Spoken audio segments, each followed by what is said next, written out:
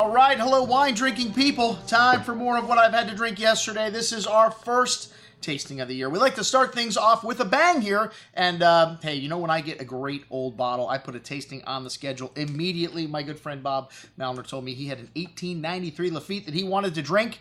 Whew.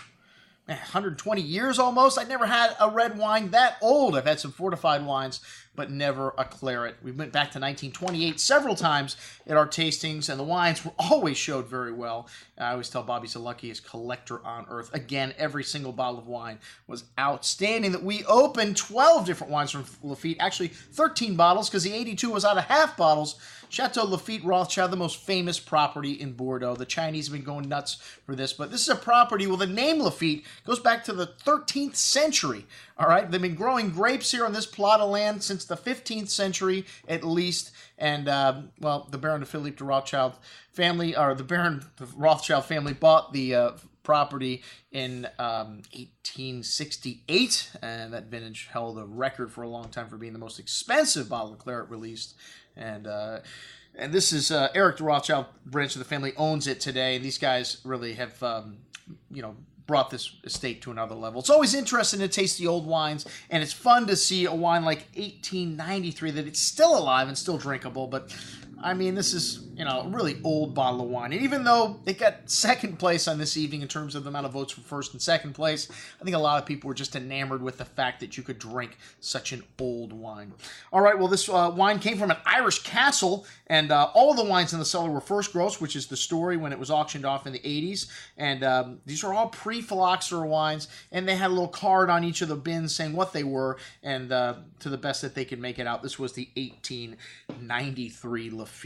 And the wine still had some color to it. It was about as red as the 1966, and had a beautiful nose right from the moment we opened it up. Had this lovely smoky character to it, spice box, a hint of gravel and pencil lead still present. On the palate, smooth as silk, and still had some light red berry fruit, a nice sweet and tangy note to the finish there, lovely freshness, that smoky minerally nuance showing all the way to the end. Even on the second day, this wine good. That's why I always say you can't open up a bottle of wine and think it's going to die within 15 or 20 minutes. If it's a good bottle, even if it's 120 years old, it'll still be good for several hours, even until the next day. Really good example of this wine, no matter what vintage it was. Like I said, you can't tell by the bottle. It's got no markings on it. Just had the bottler from London on top of the capsule. The 1959, always a showstopper. This is my favorite old vintage in Bordeaux that I've ever had. Every 59 we've ever had a tasting it's been part of has stole the show. It's always been the wine of the night. Like this wine was wine of the night. 5 votes for first, 5 votes for second, and incredible the color in this wine. Hey, it was recorked by the Chateau in 1989, and the color was even darker than the 82 almost. Amazing nose here, dark currant berry fruit, exotic spices, that lead pencil, the black truffles, incredible bouquet, still coming on the second day. This wine on the palate, lovely plump ripe tannins, and this wine will last another 50 years, even better than the 1893. I hope I'm around 50 years from now. Bob still has another bottle. Bob's still around. Probably not 50 years, but hopefully in 20. His mom lived to be 104. Anyways, to 59, like I said, the wine of the night, an incredible experience, and killer juice. All right, the 66 showed well. This wine, a little bit underwhelming, though, next to some of the other great vintages on the table. Had some underbrush and earthy notes, the tobacco and menthol. Still some fruit here.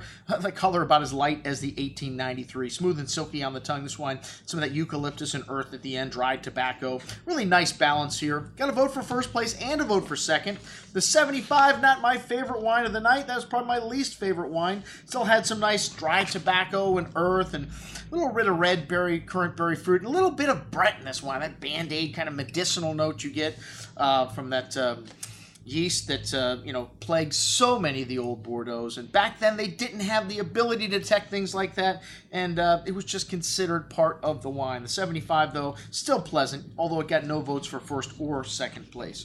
The 1982, we drank this out of half bottle, and yes, Stephen was smart enough to pour one bottle and then go ahead and give everyone a taste of the next bottle, so everyone got to try both bottles. They were almost identical, and let me tell you, this wine's still massive. Even in half bottle, it's a lot of red berry, currant berry fruit, cigar box spice, coffee, pencil lead, fresh plowed earth, Big and tannic still on the tongue, even on the second day. The 1982 still has a ton of fruit left, needs more time. Even out of half bottles, this wine's still showing rather youthful, in my opinion. That cedar and lead pencil note showing at the end. This wine got 2 votes for first place and 1 vote for second. Killer juice, both half bottles. 83, very drinkable. My vote for most drinkable wine on the night. Even though it didn't get any votes for first or second place, you can open this wine up and drink it today. Has that textbook tobacco, gravelly, minerally notes, and red currant berry fruital, olive, and herbal note there as well. Really smooth and silky on the tongue. The tan is almost fully resolved. Really elegant. And like I said, a lovely wine just to open up and drink. I love the 83s.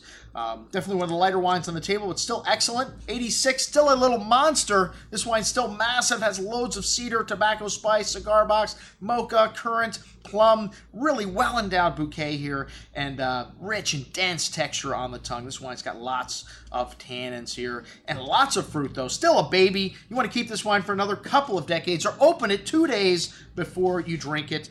A monster. All right, 1990 up next, one of my favorite vintages from Bordeaux. This wine showed a little bit of an herbal kind of minty note to the currant berry fruit, espresso, Asian spice, bit of barnyard here, very expressive nose, maybe not quite as tannic as the 86 is still, a little fresher style, has really nice currant berry fruit on the tongue still, wonderful layers and layers of flavors. Tough competition when the 1990 Lafite only gets 2 votes for second place. I was one of them, but one of the great all-time vintages from Bordeaux. This wine needs another 20 or 30 years. Killer juice. 1999 Carroids and Lafite shown next to each other. In this case, the Carroids was, well, they got 1 vote for first place, and 99 a vintage that drinks really nice, very forward. And this wine a little lighter in bouquet than the 99. The 99 was slightly corked that we had, but you know what? On the second day, that mustiness kind of went away.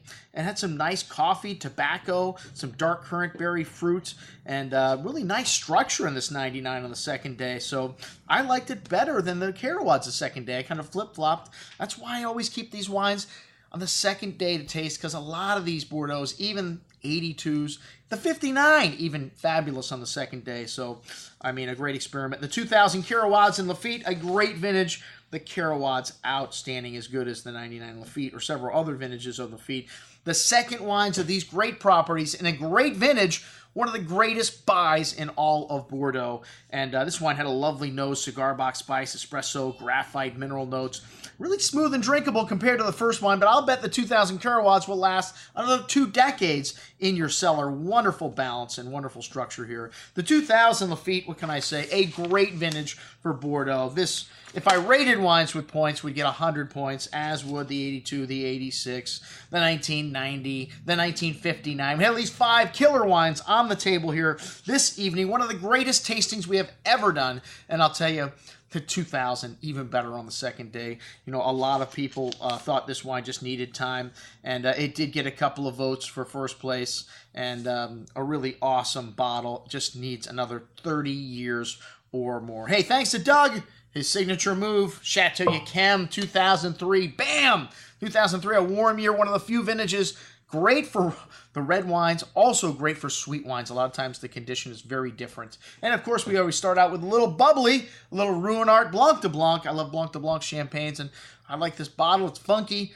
Even though it doesn't fit in our bins, it looks pretty cool. The oldest champagne house. So, hey, for one of the oldest properties in Bordeaux, I thought a nice accompaniment. So, that's what we had to drink at our once-in-a-lifetime Chateau Lafite Rothschild tasting. Back to 1893. I'm your host, Andrew Lampasoni, signing off for the Wine Watch, saying, remember, always drink the good stuff first.